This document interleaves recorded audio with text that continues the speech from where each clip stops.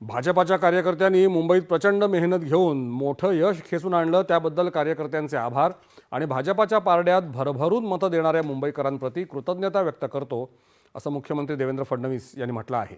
मुख्यमंत्र्यांच्या हस्ते आज मुंबईत विजयी उमेदवारांचा सत्कार झाला, त्यावेळी ते बोलत होते। 2017 मध्ये 227 जागा लढवून भाजपानं 82 जागा जिंकल्या होत्या। यावेळी मात्र 135 जागांमधून 89 जागा जिंकल्या आहेत। त्यामुळे हे यश मोठं आहे, असं त्यांनी सांगितलं। मुंबईच्या प्रत्येक भागातून भाजपाला पाठिंबा मिळाला आहे। 45% मतं मिळाली आहेत, याचाच अर्थ मराठी माणूस भाजपासोबत आहे, असं मुख्यमंत्री यावेळी म्हणाले। अमित साटम यांनी मुंबईचे अध्यक्ष म्हणून प्रचंड मेहनत घेतली, त्यांच्यासह सर्व नेत्यांनी समन्वय राखून काम केलं, असंही मुख्यमंत्री म्हणाले। दोन्ही पक्ष म्हणून मुंबईच्या विकासासाठी प्रचंड काम करू, एकही मराठी माणूस मुंबईच्या बाहेर जाणार नाही, यासाठी आम्ही कष्ट करू।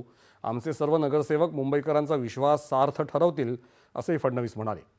या कार्यक्रमाला मुंबई भाजपाचे अध्यक्ष अमित साटम आणि इतर नेते उपस्थित होते। पंतप्रधान नरेंद्र मोदी यांच्या विकासाच्या अजेंड्यावर पुणेकरांनी पुन्हा एकदा आपल्या पसंतीची मोहर उमटवली आहे। पुणेकरांचा हा जनादेश नक्कीच आनंददायी आहे, मात्र हीच मोठी जबाबदारी देखील असून जनतेच्या विश्वासाला पात्र ठरू अशा पद्धतीनं काम करण्याचा कानमंत्र मुख्यमंत्री देवेंद्र फडणवीस यांनी आज पुण्यात पक्षाच्या नवनिर्वाचित नगरसेवकांना दिला। या नगरसेवकांचं त्यांनी अभिनंदन केलं आणि त्यांच्याशी संवाद साधला। यावेळी केंद्रीय राज्यमंत्री मुरलीधर मोहोळ, चंद्रकांत पाटील, माधुरी मिसाळ हे राज्याचे मंत्री, खासदार प्राध्यापक डॉक्टर मेधा कुलकर्णी आदी उपस्थित होते।